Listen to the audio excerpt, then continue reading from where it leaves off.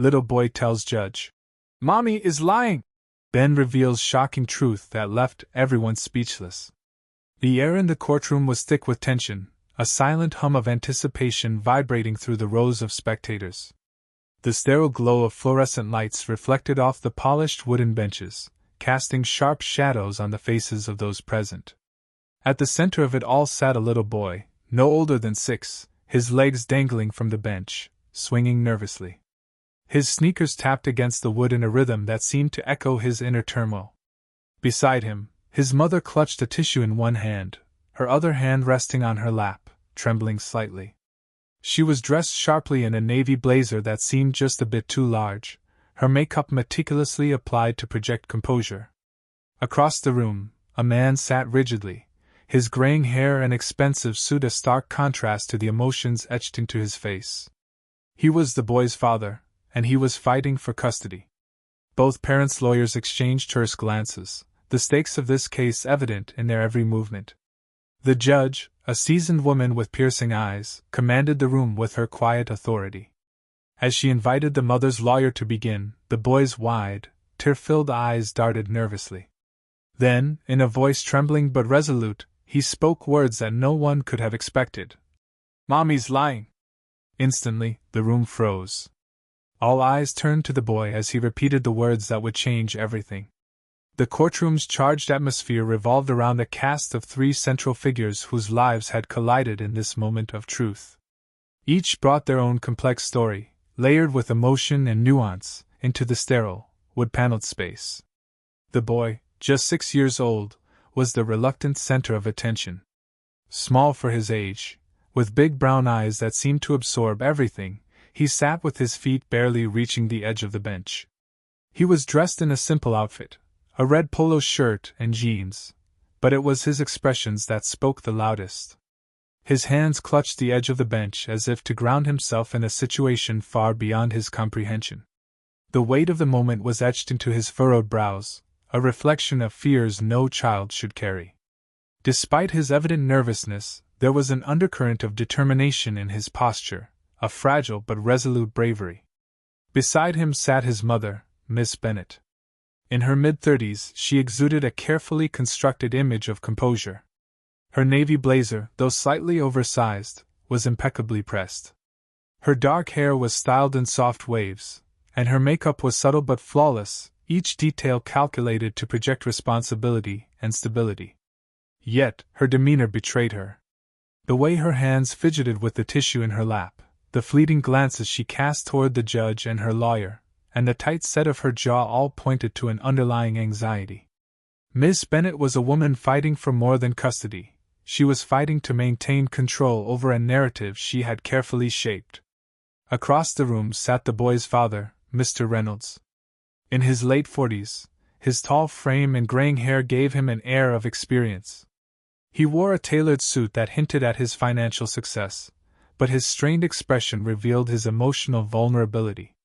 His back was straight, his hands clasped tightly together, but his eyes, constantly darting between the boy and the judge, betrayed his desperation. Mr. Reynolds had the look of a man who had lost more than he could bear but was determined to regain what mattered most. There was an unspoken tension between him and Miss Bennet, a history of battles fought outside the courtroom now condensed into this legal struggle. Presiding over it all was Judge Taylor, a woman in her 60s with a reputation for her no-nonsense approach. Her sharp features and steady gaze gave her an almost intimidating presence, yet her tone when addressing the boy was uncharacteristically gentle. She had seen countless cases, but something about this one seemed to strike a chord, her usual armor softening ever so slightly as she observed the boy. Each character brought a different dynamic to the unfolding drama, their stakes intertwined in a story of love, loss, and the pursuit of truth. As the proceedings began, it was clear that none would be left unchanged. The courtroom's silence was deafening, broken only by the shuffling of papers and the occasional creak of a wooden bench. All eyes were on the little boy who had just uttered words that no one expected. "Mommy's lying." His voice, small but unwavering, hung in the air like a thunderclap, leaving the room frozen in collective disbelief. The mother, Miss Bennet, turned sharply toward her son, her carefully constructed mask of poise beginning to crack. Her lips parted, but no words came out. Instead, she clutched her tissue tighter, her knuckles widening. Across the room, Mr. Reynolds, the boy's father, leaned forward in his seat, his expression a mixture of shock and hope. His attorney's hand rested lightly on his arm, a silent gesture to stay composed. Judge Taylor adjusted her glasses, her sharp gaze softening slightly as she addressed the boy. "What do you mean, sweetheart?"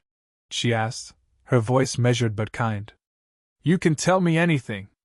This is a safe place." The boy shifted nervously on the bench, his small hands fidgeting in his lap. His wide brown eyes darted between his mother and the judge. He looked as though he was weighing the consequences of what he was about to say. Finally, with a deep breath, he spoke again.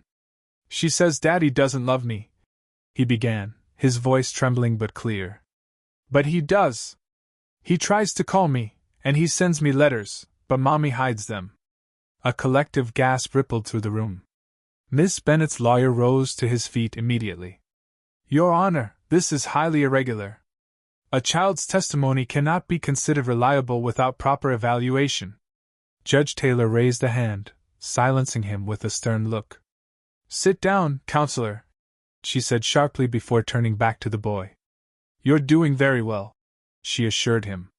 "Is there anything else you want to tell me?" The boy hesitated, his small fingers twisting the hem of his shirt.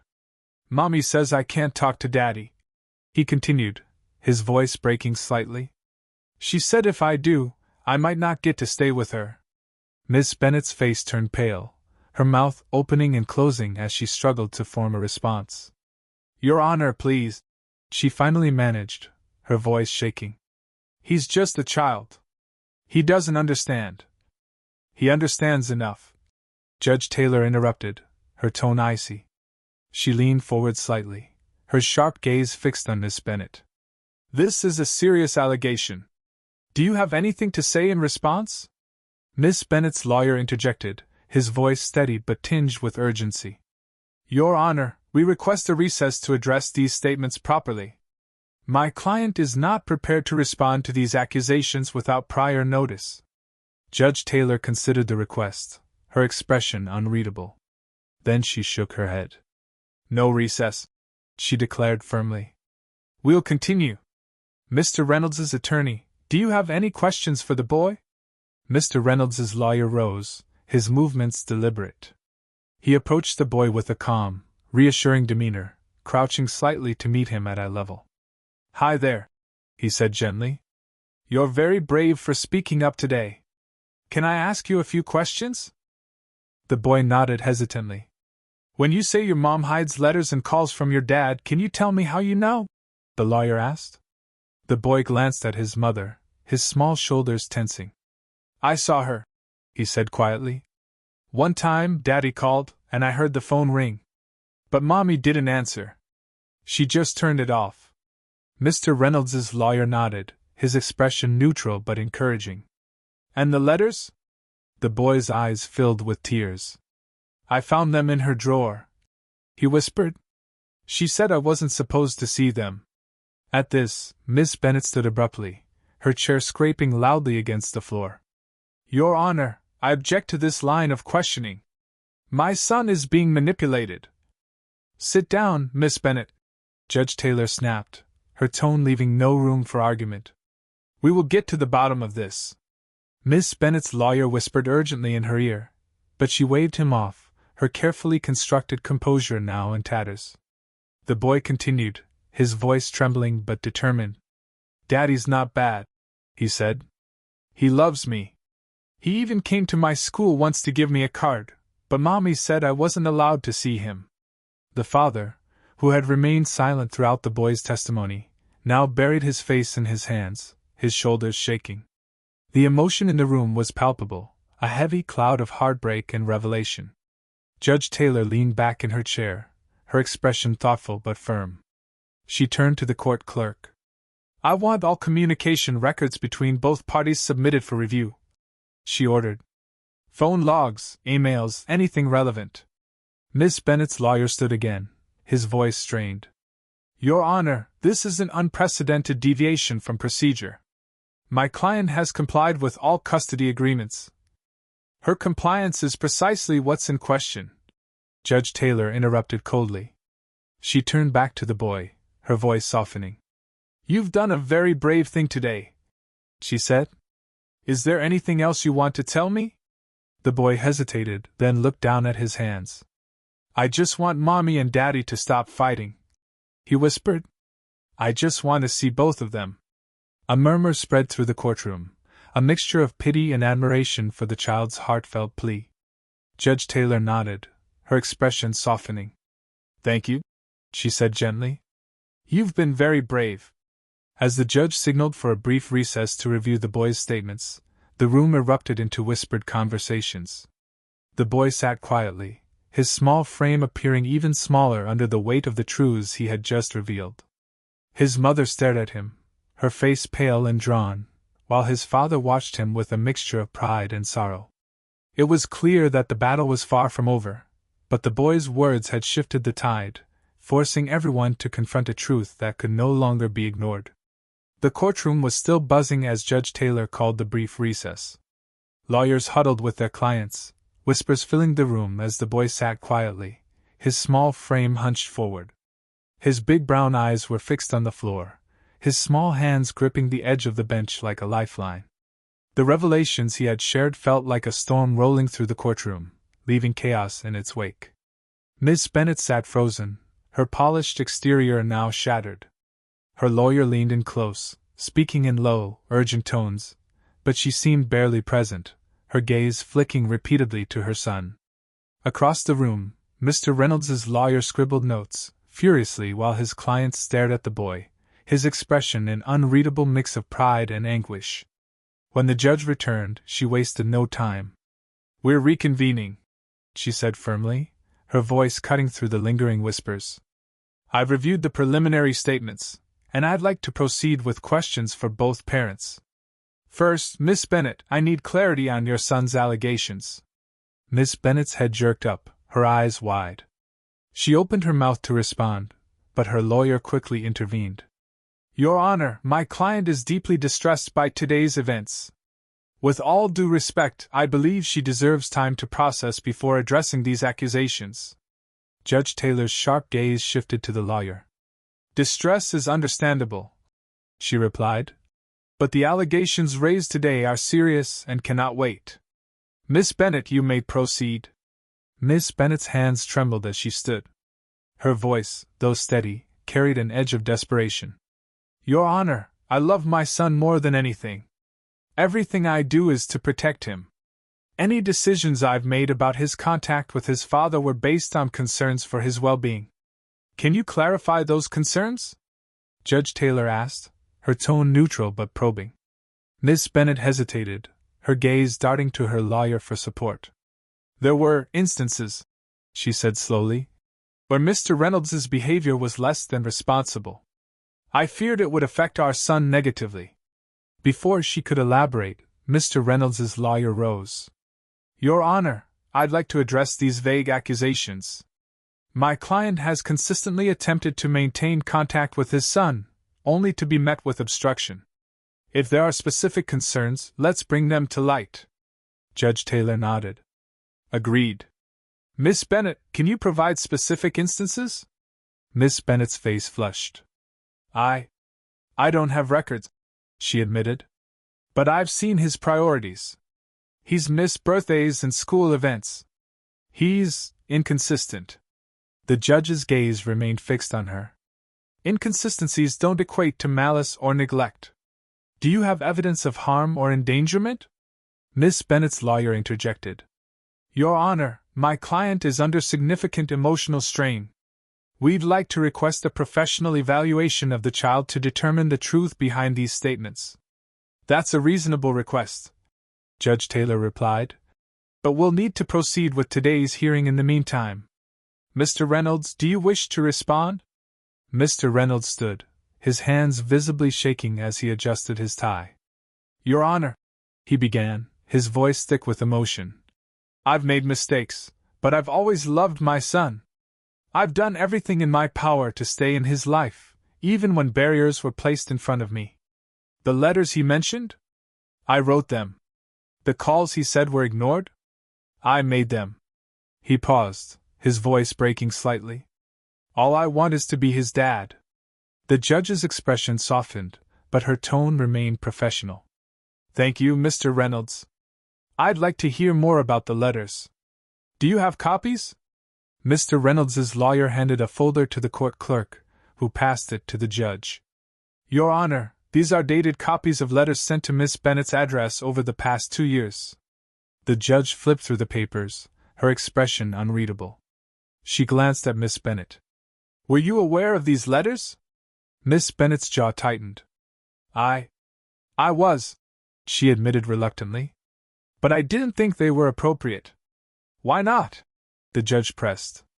Because, Miss Bennett's voice faltered. Because I thought it would confuse him. The tension in the room was palpable as Judge Taylor leaned forward. Miss Bennett, withholding communication from a parent is a serious matter. Confusion is no justification for depriving a child of a relationship with their father. As the judge's words sank in, Miss Bennett's composure crumbled further. She lowered her gaze, her hands twisting the tissue in her lap. The boy, watching the exchange, suddenly spoke again, his small voice cutting through the tension. I just want both my mommy and daddy, he said, his words simple but powerful. Judge Taylor turned to him, her stern expression softening. Thank you for sharing that, sweetheart, she said gently. Your voice matters here. As the hearing continued, further details emerged. Testimonies from teachers and family friends painted a picture of a little boy caught in the crossfire of his parents' conflict. A teacher described how the boy had often seemed withdrawn, particularly on days when he'd overheard his mother arguing about his father. A family friend testified to Mr. Reynolds's persistent attempts to stay connected, even when met with resistance. Each revelation chipped away at the narrative Miss Bennett had carefully constructed. Her lawyer fought valiantly to regain control, questioning witnesses and attempting to discredit their statements, but the tide was shifting. Finally, Judge Taylor called for closing statements. Miss Bennett's lawyer spoke first, emphasizing her role as the primary caregiver and the sacrifices she had made for her son. He framed her actions as those of a mother trying to shield her child from pain, though the judge's expression remained skeptical. Mr. Reynolds's lawyer countered with a focus on the importance of a child's relationship with both parents. Your Honor, he concluded, this case is not about winning or losing. It's about ensuring that this child has the love and support he deserves from both parents. Anything less would be a disservice to him. Judge Taylor nodded, her gaze lingering on the boy before she spoke. This has been a deeply emotional case, she began, her tone measured. But my primary concern is the well-being of this child. I've heard enough to make a decision. The courtroom held its collective breath as the judge detailed her ruling. Shared custody would be reinstated, with strict stipulations for co-parenting communication. Both parents were ordered to attend counseling to address their conflict and its impact on their son. Miss Bennett looked stricken, her face pale as the judge's words sank in. Mr. Reynolds exhaled deeply, relief and determination etched into his features. The boy, too young to fully grasp the legalities, simply looked between his parents, his small face a mixture of hope and uncertainty. As the gavel struck, signaling the end of the hearing, the real work began. The parents' journey toward reconciliation and co-parenting would be long and fraught with challenges, but for the first time in months, there was a glimmer of hope that their son might finally get what he had so earnestly wished for, a chance to have both his parents in his life, free from conflict and lies. The courtroom settled into an uneasy stillness as the weight of the boy's testimony and the judge's preliminary rulings hung in the air. The recess had done little to ease the palpable tension, and as the session resumed, it was clear that the case had reached a turning point. Miss Bennett sat rigid, her polished exterior crumbling as her lawyer whispered hurried instructions. Across the room, Mr. Reynolds's quiet resolve had deepened, his gaze fixed on his son, who now sat with a tired slump. Judge Taylor, her expression unyielding, signaled for the next phase to begin. Before we proceed with further testimonies, the judge began, I want to emphasize the importance of today's discussions. The well-being of this child is our primary concern, and it is the responsibility of both parents to act in their best interests. That said, I'd like to hear from any additional witnesses prepared to provide relevant insight. The court clerk called the next witness, Ms. Clark, the boy's second-grade teacher. A middle-aged woman with a warm demeanor, Ms. Clark approached the stand, her presence calming but resolute. After being sworn in, she began her testimony. "I've taught Ethan for 2 years," she said, her voice steady. "He's a bright, kind child, but I've noticed changes in him over the past year. He's become quieter and more withdrawn. He'll sometimes sit alone during recess or seem distracted in class. When I've asked if anything is wrong, he's said he misses his dad." Miss Bennett's lawyer immediately rose. "Objection, Your Honor. This is speculative and not relevant to the custody proceedings." Judge Taylor's sharp gaze pinned him in place. "Overruled. The child's emotional state is highly relevant. Continue, Ms. Clark." Ms. Clark nodded, glancing briefly at Ethan, who gave her a timid smile. "Ethan's behavior often changes after parent-teacher conferences or days when he's late to school. I've overheard him saying things like, 'Mommy says Daddy doesn't care about me.' It's clear he's carrying a lot for a child his age." Miss Bennett's face turned ashen, her hands trembling in her lap. Her lawyer tried to object again, but Judge Taylor silenced him with a gesture. "Ms. Clark, thank you for your testimony," the judge said. "Please step down." The next witness, Mr. Reynolds' sister, took the stand. A poised and articulate woman, she described her brother's relentless efforts to connect with Ethan. "He's written letters, sent gifts, even showed up at Ethan's school on his birthday. But he's often been turned away or told Ethan isn't available. It's heartbreaking to see how much he wants to be there for his son, only to face constant barriers." Miss Bennett's lawyer attempted to discredit her, suggesting bias as a family member. However, she remained composed, stating simply, "I'm here for Ethan, not my brother." As the testimonies continued, the courtroom's atmosphere grew heavier. Each witness added layers to the complex portrait of a family fractured by mistrust and pain. The boy's teachers, family friends, and even a child psychologist who had briefly evaluated Ethan all spoke to the emotional toll the custody battle had taken on him. It was becoming increasingly clear that the conflict between his parents had left deep scars on the young boy. Finally, it was time for closing arguments. Miss Bennett's lawyer rose first, his tone urgent. "Your Honor," he began, "my client has been Ethan's primary caregiver his entire life. She has sacrificed her career and personal well-being to ensure he has a stable, loving environment. Any missteps she may have made were out of a desire to protect her son." He paused, gesturing toward Miss Bennett, who dabbed at her eyes with a tissue. "A mother's instinct to shield her child is not malicious. It's human. My client's actions, while perhaps imperfect, were driven by love and concern. Removing Ethan from her care would cause irreparable harm." Mr. Reynolds' lawyer stood next, his demeanor measured but firm. "Your Honor, this case isn't about assigning blame. It's about doing what's best for Ethan. No parent is perfect, but Ethan deserves the opportunity to have both of his parents in his life. The testimonies today have made it clear that denying him that opportunity has caused him pain." He turned to Ethan, who sat quietly, his small hands clasped together. "This little boy has shown more courage than most adults. He's spoken his truth. Now it's our responsibility to act on it. Shared custody, with clear guidelines for co-parenting, is the only way to ensure Ethan's well-being moving forward." As the lawyers returned to their seats, Judge Taylor leaned back in her chair, her expression thoughtful. The room fell silent as she took a deep breath and addressed the court. "This has been one of the most emotionally charged cases I've presided over," she began. "The allegations and testimonies presented today have painted a complex picture of two parents who love their son but have allowed their grievances to overshadow his needs." She looked directly at Miss Bennett. "Your actions, while perhaps well-intentioned, have caused harm. Withholding communication from Ethan's father and influencing his perception of him is unacceptable. Turning to Mr. Reynolds, she continued, "And while your efforts to remain in your son's life are commendable, it's clear that the history of this conflict has left its mark on you as well. Moving forward, both of you must commit to putting Ethan's needs above your own." The judge's voice softened as she addressed Ethan directly. "You've been incredibly brave, sweetheart. Your honesty has helped us understand what's been happening. I hope you know how proud we all are of you." The boy nodded, his eyes glistening with unshed tears.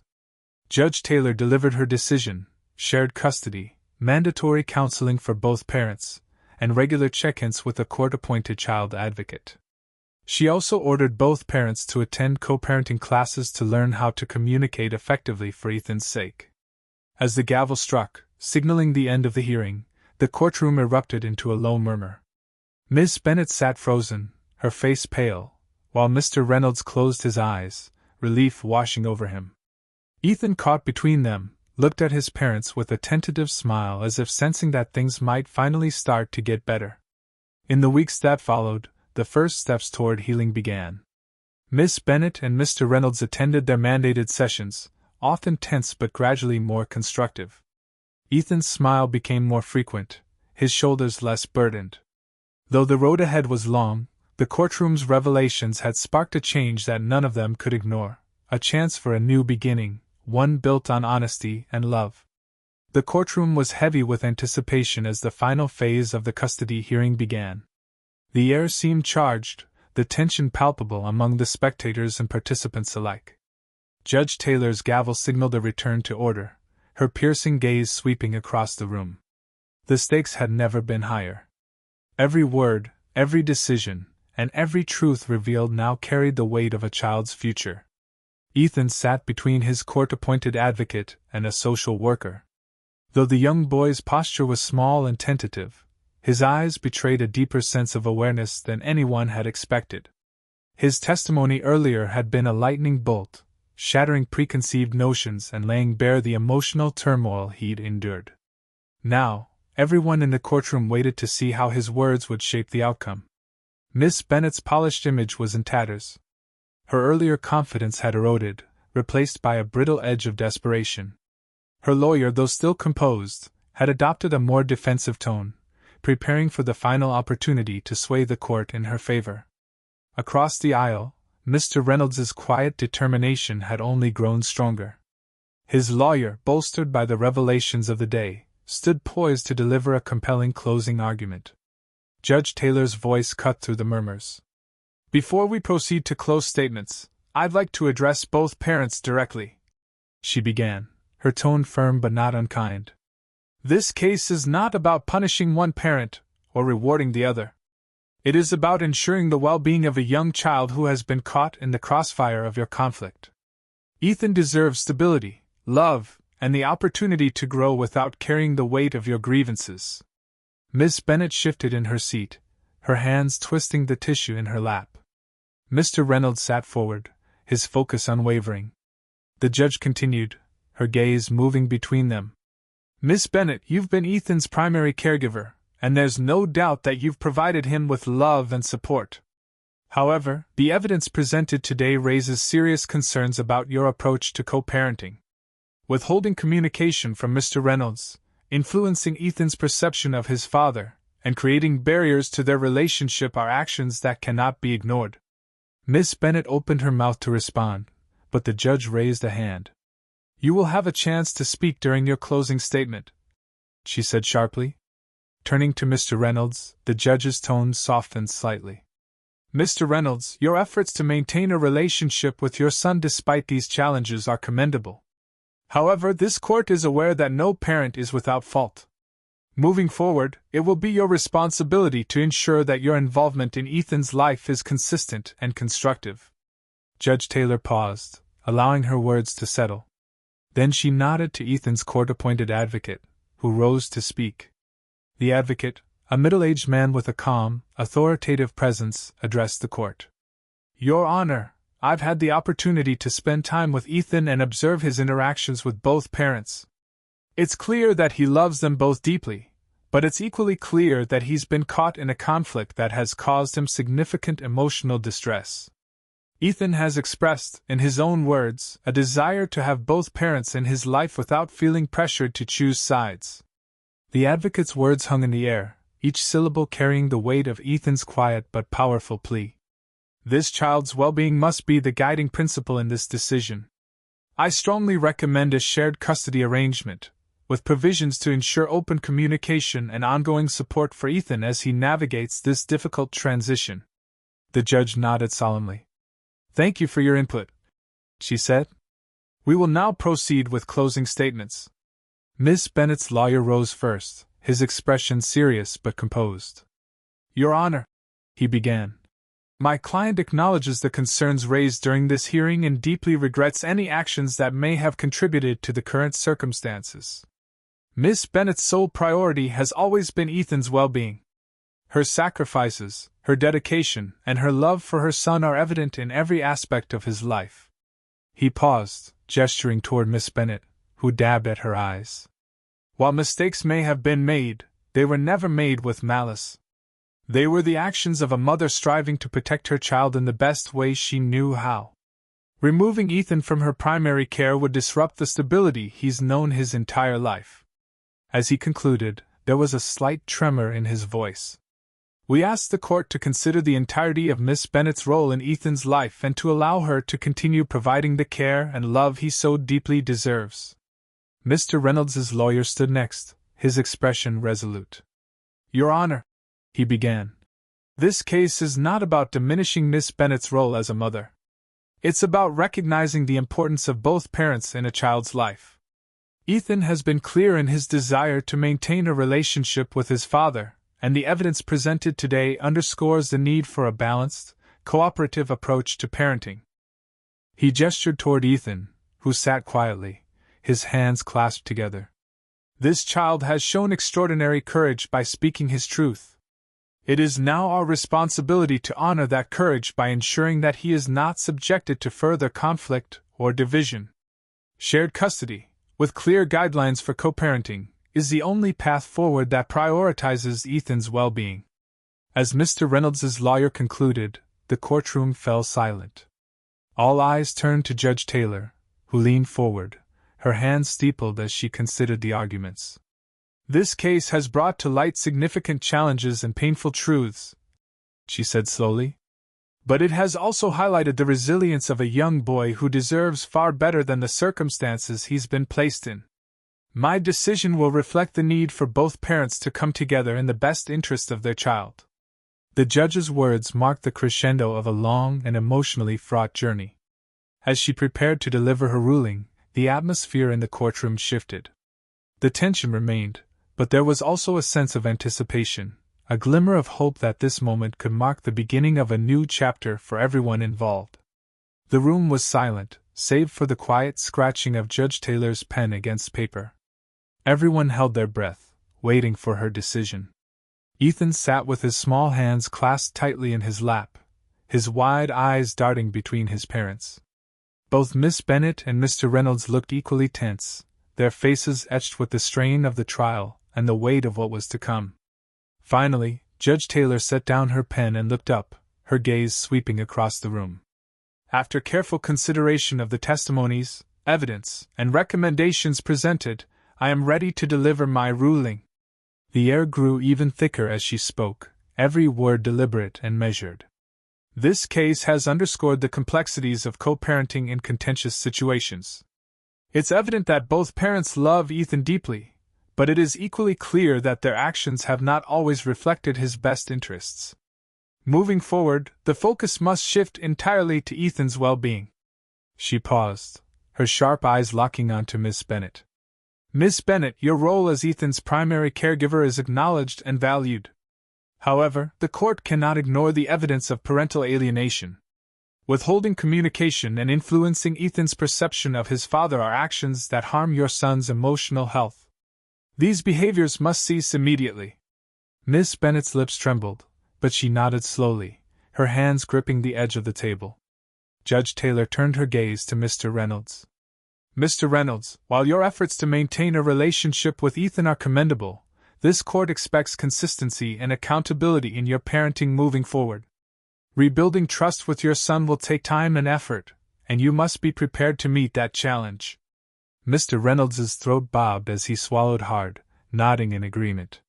The judge's tone softened slightly as she addressed Ethan directly. Ethan, you've been incredibly brave throughout this process. You've told the truth, even when it was difficult, and that's something to be very proud of. From now on, I want you to know that it's okay to love both your mommy and daddy. They both love you very much, and they're going to work hard to make things better for you. Ethan's eyes welled with tears, and he gave a small nod, his lips pressing tightly together. Judge Taylor leaned back slightly, her voice steady and final. In light of all considerations, I am ordering shared custody, effective immediately. Ethan will split his time equally between both parents. To facilitate this transition, both Miss Bennett and Mr. Reynolds will attend mandatory co-parenting classes and individual counseling sessions. Additionally, a court-appointed child advocate will monitor Ethan's adjustment and provide regular updates to this court. The decision landed with a quiet finality, the sound of the gavel striking wood punctuating her words. The room seemed to exhale collectively, a mixture of relief and apprehension rippling through the space. Miss Bennett wiped at her eyes, her carefully constructed demeanor finally breaking as she looked at Ethan. I'm so sorry, sweetheart, she whispered. I'll do better. Ethan hesitated, then reached for her hand. I love you, Mommy, he said softly, his small voice steady despite the tears in his eyes. Mr. Reynolds approached cautiously, kneeling beside his son. I love you too, buddy, he said, his voice thick with emotion. We're going to figure this out together. For the first time in months, Ethan's face broke into a tentative smile. The courtroom's heavy atmosphere seemed to lift slightly as he held both his parents' hands, a fragile but hopeful bridge between them. As the room emptied, the echoes of whispered conversations and shuffling papers faded into the background. The real journey for this family was only beginning, but for now, they had taken the first step toward healing.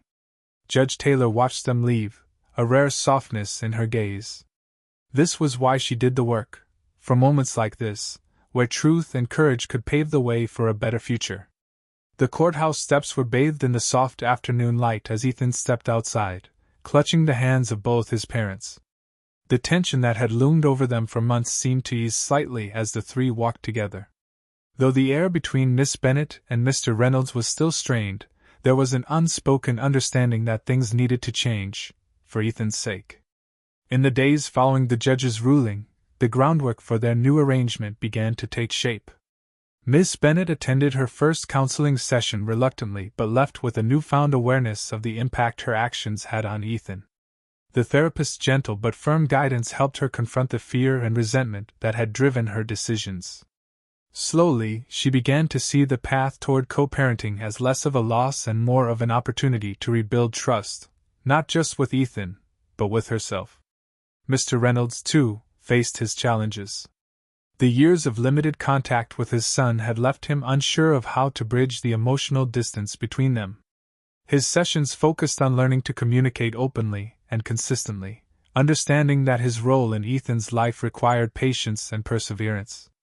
He began writing letters again, not to send but as a way to articulate his feelings and prepare for the moments he would share with his son. Ethan adjusted to his new routine with the resilience only a child could muster. The alternating weeks with each parent were a mix of excitement and apprehension at first, but the steady presence of the court-appointed child advocate helped smooth the transition. Ethan's drawings, once dark and chaotic, began to show brighter colors and happier scenes, a quiet but telling sign of the peace settling into his young heart.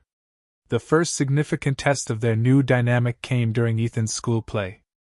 For the first time in years, both his parents sat together in the audience, their differences momentarily set aside. Ethan's face lit up when he spotted them, their unified presence a beacon of reassurance. After the performance, they took a picture together, awkward but genuine, marking a milestone in their journey toward co-parenting. As weeks turned into months, the once broken family began to stitch itself together, one deliberate effort at a time. Miss Bennett and Mr. Reynolds's conversations shifted from tense exchanges to civil discussions, focusing on Ethan's needs rather than their grievances. Counseling sessions became less about blame and more about understanding, each parent recognizing the importance of the other's role in their son's life. For Ethan, the change was transformative. His smiles came easier, his laughter more frequent. Though he still carried the memories of the conflict, they no longer weighed him down. In their place was the hope and security of knowing his parents were working together, finally prioritizing what mattered most: him. The journey ahead wasn't without its challenges, but it was a start. For the first time in a long time, they were moving forward as a family, not perfect, but together. If this story of truth, courage, and redemption moved you, make sure to subscribe and hit the notification bell. Join us as we explore more powerful tales of justice and resilience that inspire hope and change. What would you have done in Ethan's parents' situation? Share your thoughts in the comments below and be part of the conversation about the importance of family, honesty, and second chances. Did Ethan's courage and honesty resonate with you? Tell us your favorite moment in the comments, and don't forget to like and share this story with someone who might need a little inspiration today.